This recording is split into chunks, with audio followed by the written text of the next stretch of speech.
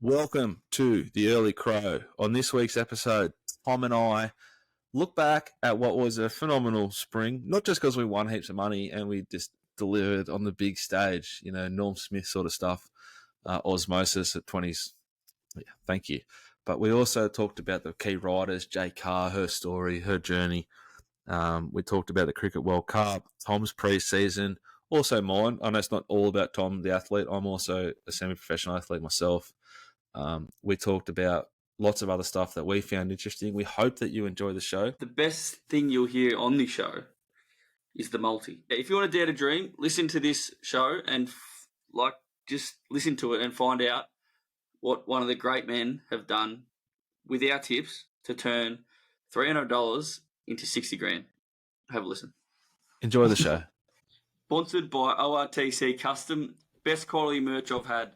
Go and get yours now from the links in our bios on Twitter and Instagram. They handle everything from design to warehousing and shipping. At Custom by ORTC on Instagram or email customer@ortc.com.au. Elite hoodies. G'day, welcome to the Early Crow, episode 13. Different vibe this episode, punters. We're going to sort of just chill. It's Tuesday night. Tom and I with P-Rat, also known as Royce, in the background. Just going to go back over what's been a juicy, fat, and delicious spring carnival. Just see where the conversation takes us. There will be zero, almost guarantee zero bets on this podcast. Obviously, if you listened last week, another complete fill. You're very welcome. There'll be social media content on Saturday, Tom, where we'll continue to provide winning betting advice for free for you. So follow at the Early Crow, Twitter, Instagram, wherever else. Tommy, my man, how are you? Good, mate. It's been one of the great 10 days, 7 days. There's Flemington Carnival, but even just the whole spring, it's been one of the greatest fill-ups I've had in my life. It's been great to be a punter. Always gamble responsibly, but it's been great to be winning over the spring. I'm hearing these bookies. I heard the bookies on racing.com. This is one of the goldest things I've ever seen. About 9 of the bookies, or 6 or 7 of the bookies, said they didn't win, but then one of the blokes said then he's filled up. So how does that work? I think they're all 6 of them are lying, and one of them's telling the truth, and I know which one's telling the truth. But we beat them, which was good. But hearing a few others didn't. But it was nice to be in the green for the spring, and then there's still good racing this Saturday. So we'll obviously keep winning. There's a lot of cash getting bet. You know what I mean? So it's like an old school. I remember I had a geography teacher. Shout out to Mr. Wand, probably the man that first lit the spark upon me in punting. Which, when you look back, how irresponsible of the man. Like, I was about 14. But he said, no matter how much you win, no matter how much you lose, whenever you go home to your wife, you always broke about even. That's not a bad one. Because you don't want to go home and be like completely sniffable. You know what I mean? Yeah. All of a sudden, absolute fill up. Absolute. Oh, well, where's my cut? Yeah. Broke about even. Good. Yeah. Started well. They got me in the middle. Fight whack at the end. Yeah. Gave a bit back, but about even in the end. Or you can just have 2 kids, 2 dogs, a couple of chickens, and it doesn't matter how sniffable you are because you just got costs coming out your ass. So you do you. But what were some of your more enjoyable moments through the carnival? Well, for starters, I think when we did the show on the Thursday, Arvo, before the Derby, I had a punters club for 3 days. 3 days punters club. Which you took very serious because like you get a haircut for every 3rd game to get yourself sort of spot on. Sometimes every 2nd. You got one for the punters club weekend. Yeah. It was. I was still a bit long on top and a bit long on the side, so I got to trim up. We had a boat day, and then we had lawn bowls into Golden Eagle, and then I might have went again into Marlon Hofstad if any young blokes are out there. Marlon Hofstad's one of the great DJs, so it was a big few days, but Thursday was great on the boat, and then Golden Eagle Day was a great day. Obviously, Derby Day in Melbourne, and one of the great fill-ups. Probably one of my better days ever on the punt on the Derby Day, and I'll never forget that. Osmosis was just an absolute treat. Thanks to you. The Way to the Stars, that was a good win in the last at Rose Hill, because obviously all the punters clubs say, Paps, what do you got? I was actually going really well for the punters club, so I was pretty proud of myself. And then I don't know who said it, but we said let's put it all on the last. So and we won. So, but it was always responsible, obviously, Gamble responsibly. But that was good. But yeah, I reckon that was the best weekend, because it was good fun with good mates, good winning. There's nothing better than like just letting your hair completely down and having a good day at the same time. I've sort of felt a bit of pressure, because then obviously like, what's the early crow on and all this stuff, and it was good to produce. It was really good, because obviously I don't put all my bets on the early crow, only put probably the best bets, but a couple of the other bets got up, and it was nice to come away with a nice profit. What did you make of the Golden Eagle as a concept, as a day? So was that the day you were there with the Liz, looking very sharp? Yeah, Liz. Yeah, I've drove down there with the Liz. It was funny. He got his. We left. He didn't get a haircut. He didn't get a haircut for the Golden Eagle. Nah. We left about 12. We picked up his suit from the dry cleaners about 11:55. So he's organised as usual. But yeah, so he was there. We went with Liz, but he was in another spot. He was probably in a bit better spot than us in the upper class. Big Lizard got his own tickets through someone, I don't know. But so with Liz, and then seen him on the way out, and yeah, he was with these blokes, and they were going back somewhere. Who knows where they're going? But yeah, he was in good form. But yeah, it was a great day. And then I went down to. Then I had the big dance, but on the Golden Eagle. It was probably out west. It's a bit different, obviously, to the Everest, because Everest is in the east, and like I don't know, I don't really go out west. I live in the east. It's a bit a fair way out there. It's not that great out there. But shout out to the Giants. Yeah, shout out to the Giants. But yeah, I wouldn't want to fucking go out there much. Love Toby Green, but we're not going out there. Yeah, but yeah, it was still a fair crowd, but obviously not as much as the Everest. Everest is just pumping. But yeah, it was still a great day. Then went to the big dance on the Tuesday in Randwick. That was a great day as well. Randwick's got sort of like a little bit of a mini birdcage sort of set up now. It's good. So I was in the Moet Chandon tent there with the Lizard and Cunno and Brucey, Harry Cunningham, Logan McDonald, nicknamed Bruce because he knows everything about every single sport, aka Bruce McAvaney. So that's how he gets the name Bruce. And then I ventured down to the Oaks Day. So I think, yeah, I've been busy. Went to Oaks Day and then hit a wall about 12 o'clock a.m. Friday morning and said, that's me done, and had a quiet weekend. So it's been big. It's a tough life, isn't it, Paps? Oh, yeah. Oh, cry me a river. Hear that, Royce? You hit a wall. Yeah. Yeah, it must be so tough. Yeah. But yeah, what about you, mate? What have you been doing the worst week other than just putting cash in your pocket? I've done the same thing repeatedly for about feels like forever. I update the database, I suck in all the fresh data, I go through and I do the whatever meeting's coming. So like last week was just brutal, but very rewarding. Very, very proud of our results. To deliver on the big stage is always important. But just humming. Like Lindsay and Will, who helped me price, have just been perfect. But yeah, I haven't got out to a race meeting. I went to the Cox Plate and I Ubered it there, which I'm a grown up now and I got a lot of responsibilities, but I'm still a deluded little boy. Like when I walk around, fire in the belly. Oh, when I walk around every day, I still have the mindset of like a 19-year-old. I still think like I can't believe I've got kids all the time. But I Ubered in there, and I honestly was like, I'm just going in there. I'm getting the Uber just so I can have like 4 or 5 or 6 beers. That's all. I'm not going to overdo it. And then next thing I know, it's like 11 p.m. I'm with Farjack. I get Royce to come, and I'm at that pub that you all love in Mooney Ponds that I Ascot can't Vale. remember. Coldest Vale. spots in Melbourne. Coldest pots in Melbourne. Shout out to Ascot Vale. And like just completely over racing. I walked into the Mooney Valley and I was over racing. I was like lied to myself that I'd have a quiet day. Next thing you know, you're going through the tunnel. It's fucking 5 o'clock in the morning. Coming home. That's basically the rule is at my joint.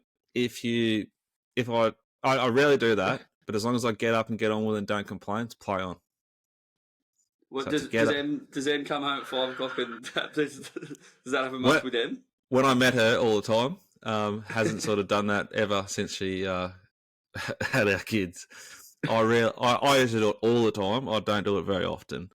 But we had a horse running group too, so I had to go. And then I know some of the owners in the horse love a beer, so I was like, well, I'm not going to go and have one or two beers and then drive home. So I went and ripped and teared, and we had another great day on the punt. Like we backed that Skybird, and if you can't get if the hairs on the back of your neck as a punter don't get up when you back Skybird, like they never will. That was one of the greatest. That was one of the great runs of all time. Yeah, it's in on Saturday in 1,000 guineas. Yeah, but then that Sunday I got home at 5:45, and I got up at 6:15, and cared for my children. Loosely use that word. Set them up with breakfast, and just sort of fell asleep on the couch for a bit. But then ended up getting taken to sale for 2 runners. That was the one time I saw. That was the 2 days I left the house 2 in a row, and that was enough for me because going to sale with a hangover is a punish. Going to sale with 2 runners and backing one of them at $14 that starts 4, and both of them running second is a fucking major punish. And it was a long drive home from sale, but yeah, can't have everything, can we? No, it sounds good. It's always good to let the hair down every now and then, isn't it? You kind of need to. But yeah, how was that week? Like, obviously, it would have been a bit of a rough week. 35, are you? Would have been a couple of days to get over it. Well, I'll probably look 32, 33, especially after I did my 22 laps this morning. I'm back, but actually 36, 36, and 36. Nah, I'm all right. I can stay. You know, my old man would say like that bloke just doesn't stay. You know, I can stay, but I'm constantly sleep deprived anyway. I've got 2 young kids, so it just means basically what it means for a father, I think, which you one day might understand.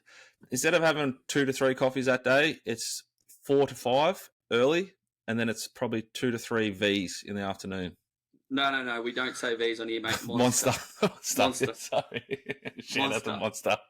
Yeah, Monster, so you mate. sort of you just have 3 to to 4 monsters. Yeah, 3 to 4 monsters just to sort of keep you going. Well, you probably only need 1 monster because they're just that big and good. You only need one of them. They are big, thick boys, aren't they? The girthy cans. Yeah, so I pulled up all right from it. So the next week, what was that, Royce? Is that Geelong Cup? That Wednesday? Bendigo so. Cup. It was Bendigo Cup interpretation. Yeah. Another big day. Was one of the great days. So I did that all on a Monday with a lack of sleep. But yeah, I know from experience though on Cup week, there's functions galore if you want to be in the bubble and try and be relevant. But it's just not worth doing because if it's your job, you got to. It would be tough. Like if it's your job, what? Well, I can't go out. I have a real hard time going out and socialising and controlling. Like I have a race. Yeah. So the last thing you want to do is go out after Derby Day or go out on the Sunday, and then all of a sudden it's Tuesday and I'm like cooked. So I really treat myself like you would when you're playing footy for that week, and try and just get my way through it.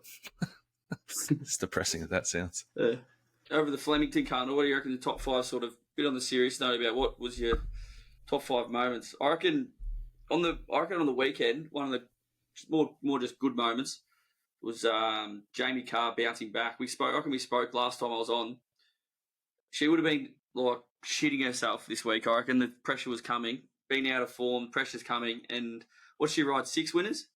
She had 26 rides, 6 winners, 3 placings, 23% strike rate, 127% return on investment. Really? Mm. Jeez, that is big. See, I reckon, I wasn't doubting her. I reckon she's a great jockey, but then I reckon she would have been for sure thinking, fuck, like surely not again, or surely not again, surely not again. And she's come out and done that. And I reckon there's nothing more satisfying, like and she would be so satisfied that she's bounced back, than satisfying than you're out of form. I've been out of form for a month, and then you come out and you just go bang, bang, bang. I bet you she comes out this weekend and rides another couple. She's just got confidence up to her eyeballs. She'll put it in the right spot, bounce, roll forward, and I reckon she'll ride another 2 or 3 this week. I've got no doubt about it. I reckon she's just got good class about her. The most valuable thing in life, momentum. So you can tell that she, like, my theory with jockeys and trainers is they all go up and down like a roller coaster, and you want to try and dodge them when they're starting to go down and then catch them when they're coming up. So they're not robots. Like, they can't ride. Like, you can't play the same level of football 3 games a week, 52 weeks a year. Like, you taper and go up and down within a half a year season. Exactly.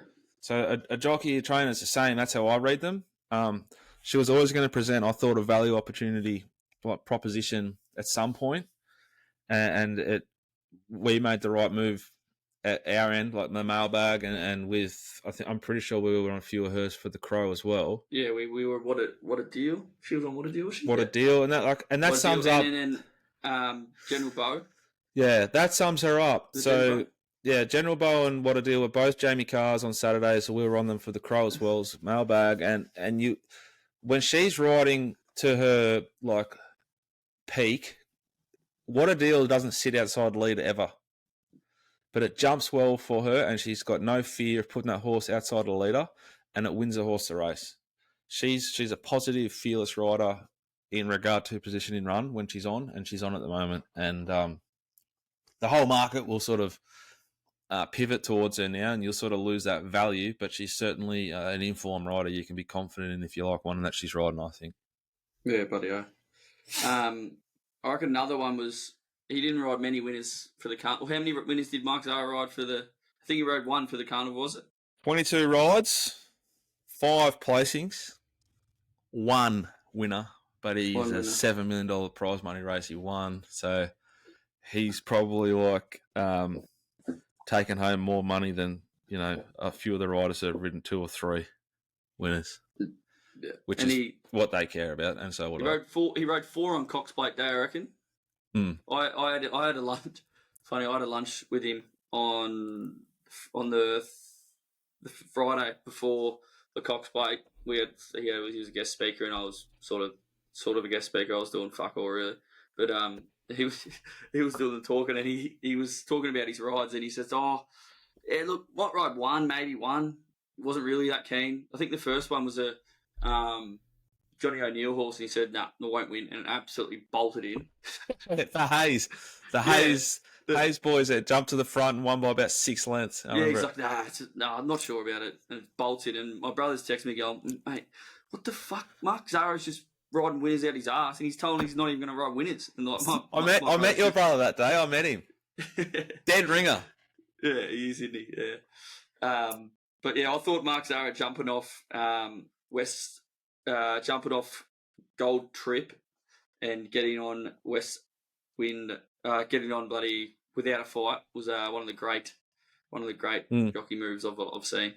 He's the King Kong of the jockey ranks. I said it before, and I'll say it again. Like that's just complete flair to get off a Melbourne Cup winner that's flying. And he was that day, that Friday. He sort of put it out, put the feelers out that he was going to do it. He said, someone asked him, "What are you going to ride, Gold Trip or?" And he said, "Oh,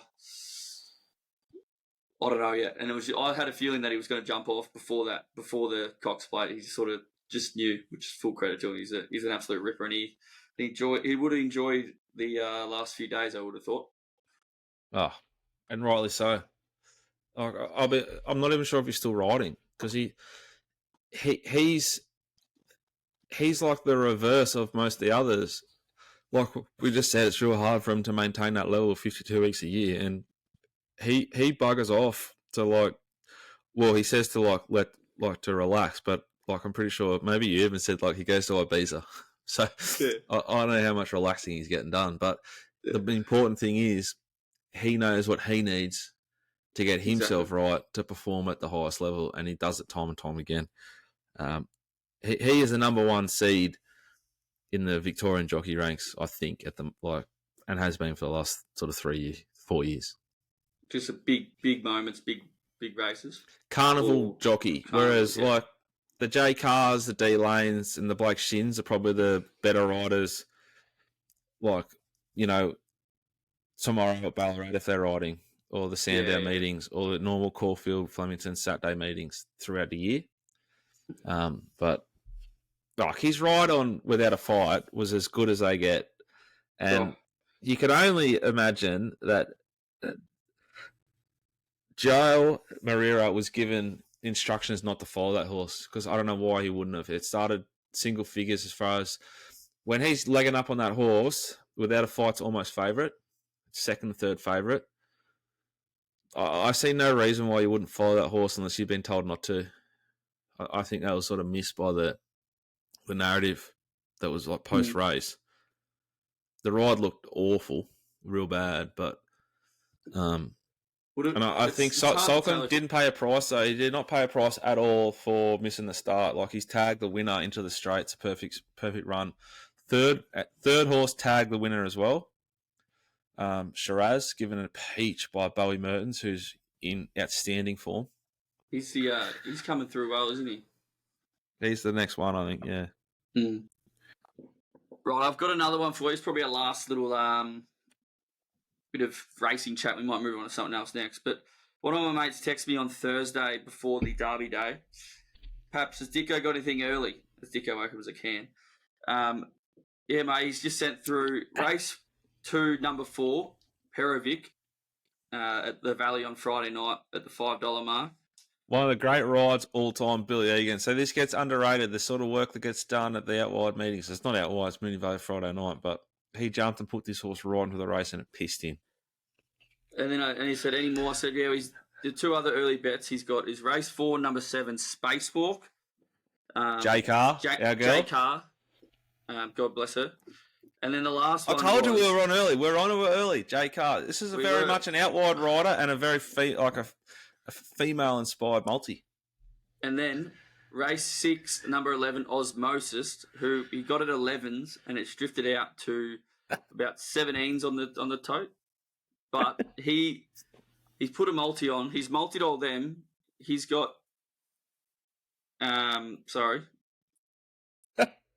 This is huge. He's got 258.50 to 1. And the great man has put $300 on it to return $77,550. But the unfortunate thing, he's got deductions and he's lost 20 grand. So he won 57, but he didn't win and whinge like a couple of us do in the, or maybe I do in the crow chat. But yeah, full credit to one of my good mates, and yeah, it's these are the stories that you want. He's just he's a youth worker, and he just wins that amount of money, and he's one of the great men. So shout out to my good mate, and he's really feeling the fruits of the punt. So full credit. How much did he have on? How much did he have on again?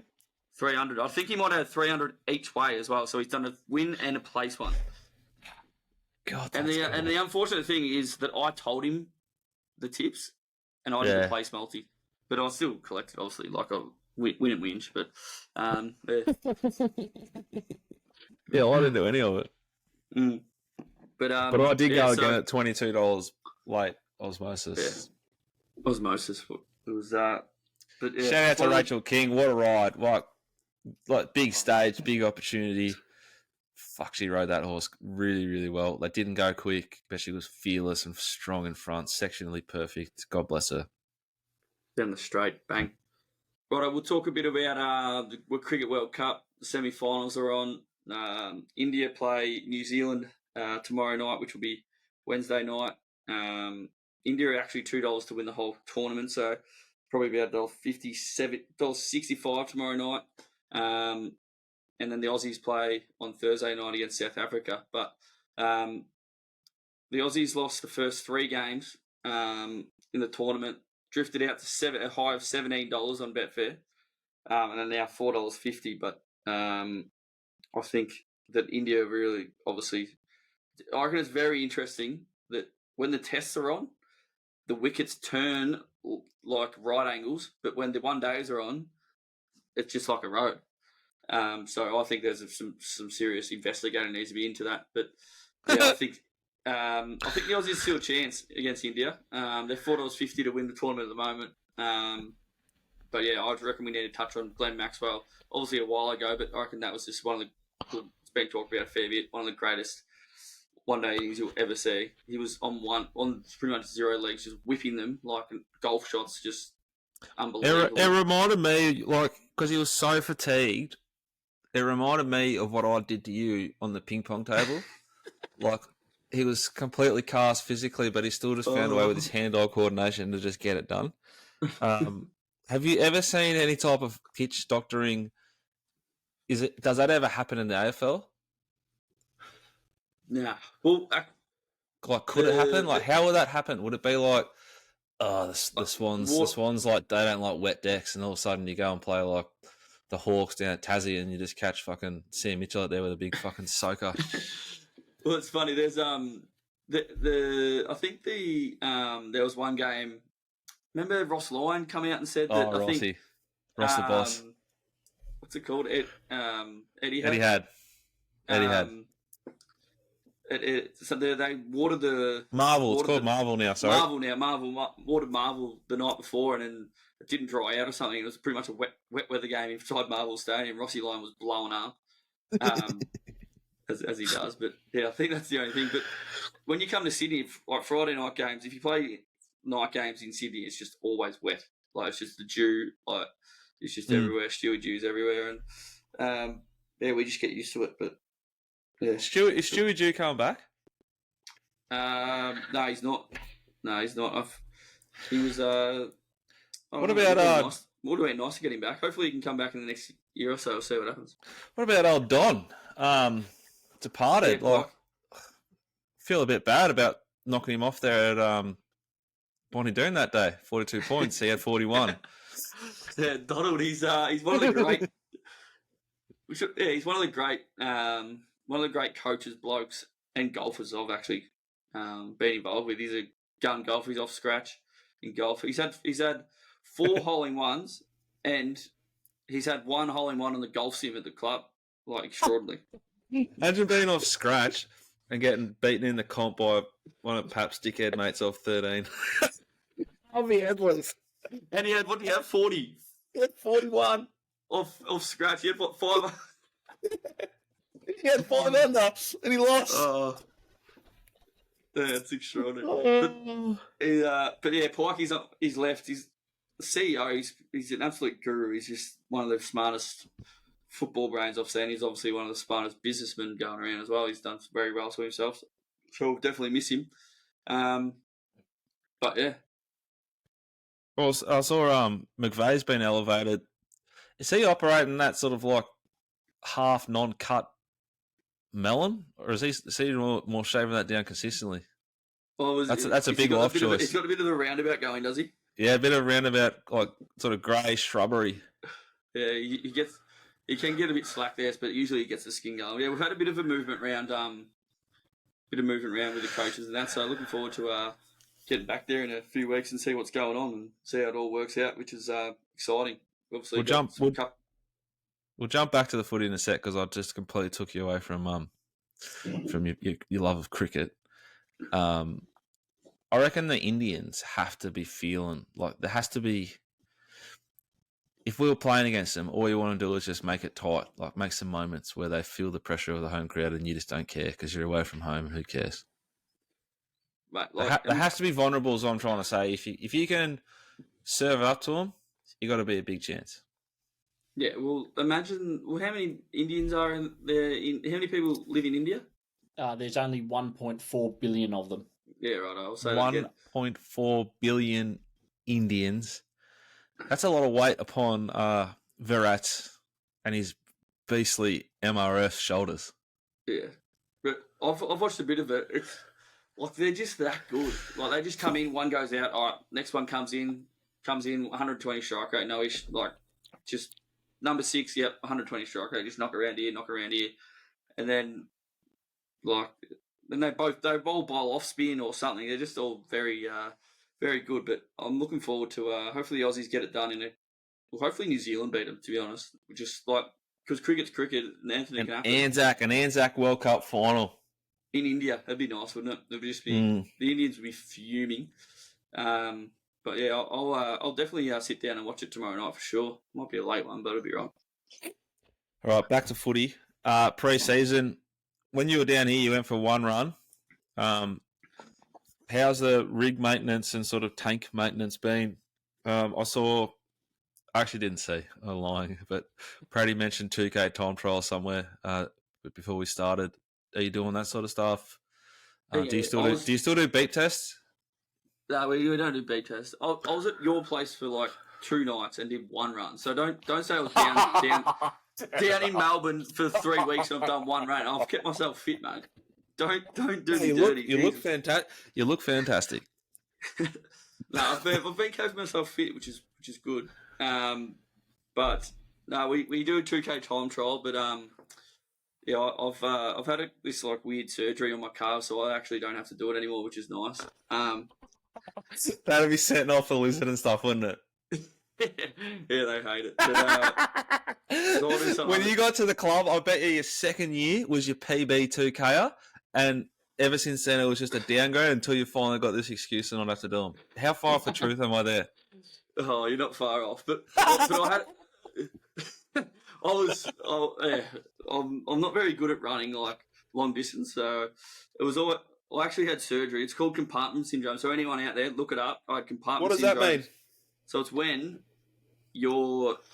my calves. So you've got like this. The boys actually take the piss out of me because like I had to explain this one day like at a function, and like in front of like a lot of people, and.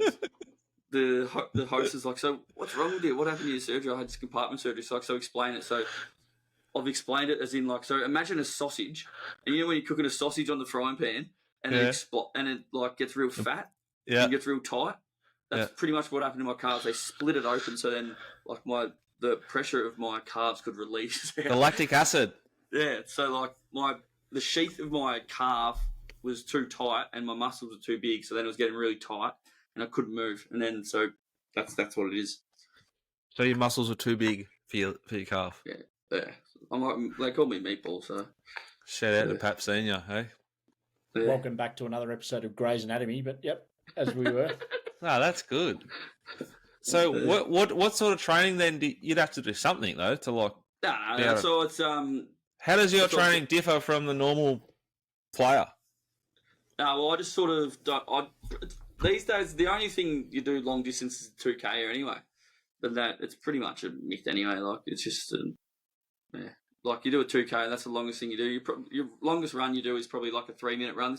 That's ours, like 3 minutes straight. Then that's on our program anyway. You do a lot of short stuff like 40 seconds on and 20 seconds off and all that stuff, and you do, But we're in the end of our off-season program now, so we're getting to the nitty-gritty of it, doing about. About 10 to 10.5 Ks sort of a session. So probably 2 10.5 Ks a sessions, then about 5 or 6 in the middle. So it's getting nice and big. But then we're going to get to in-season. It's in pre-season. It's pretty similar, but obviously you got footy skills and things like that in there. What about swimming? Because I'm tempted to make a bet already. I've only done one session, 22 laps, 25-meter pool. Majority of it was freestyle. Half of it I had flippers on. But geez, I felt good. You didn't mention the flippers. I felt fast. I whacked them on for a bit. That was when your mum was catching you. Is that when you went head to head with a 67-year-old saint, my mother. And again, as been the case for the last 36 years, I beat her. But I had to fucking earn it, and I was hurting. But I reckon I couldn't stay with you. But I reckon like a 50-meter dash, I could get you. Reckon? Even with all the vapes, all the darts back in the day. I reckon next time I'm down in Christmas, we can go to your leisure centre that you're going to, and we have a 50-metre dash and put it on the Crow. What do you reckon? And get Pratt down there and record it. That'd be good content. Or we could do it. We could do it like literally just out on the bay, bit of it, ocean water, like out to the thing and back. There's like a hole. Get eaten by a shark, but. Well, they'll catch you That's because good. you'll be wobbling around out there, I reckon. Do you do much swimming? No, we do a bit. We've got a pool now in our facility, so we do a bit. It is actually really good for you, the swimming. So I'm pretty keen to see you really get those lungs going, and mate, in no time you might be able to beat me in a 50-metre sprint. Freestyle. Oh, fucking hell. Week ahead, what are we going to offer? We're going to have a staking plan for you on Saturday morning for Caulfield 1,000 Guineas Day and Newcastle meeting in Sydney, where potentially, Tommy, Mailbag Bloodstock might have a runner in a group race until Valhalla's thinking about it. Really? Flirting with the idea of the spring Flirting with stakes. the idea. And then the next week, we're also flirting with the idea of sending Just Folk to the Gong. Oh, yeah. So the next 2 Saturdays in Sydney is Newcastle, then the Gong. So are you a chance of it coming up here or not? probably a chance for the Gong. I don't know. Probably wouldn't slide at home if I said, "Hey, babe, by the way, I'm going to Newcastle." If you bring the Gong home, I reckon she'd be pretty happy. Yeah, she wouldn't actually care, to be honest. She'd say, "How much is that worth? I'm going to sell it." But yeah, for free and confidential advice, call 1-800-858-858 or visit the website.